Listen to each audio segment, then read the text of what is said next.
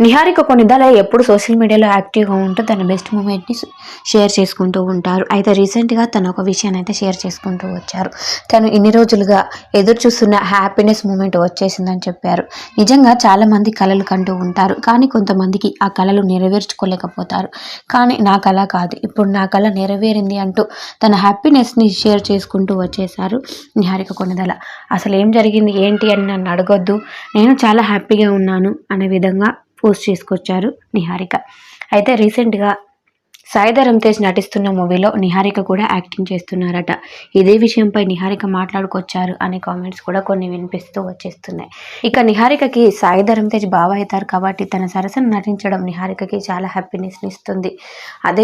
ఆ విషయాన్ని ఇక నిహారిక చెప్పుకొచ్చినట్టు కామెంట్లు అయితే వినిపిస్తున్నాయి. అయితే నిహారిక సాయి ధరమ్ తేజ్ కలిసి చూస్తే ఇక మెగా అభిమానులకు పండగే అని చెప్పుకోవాలి.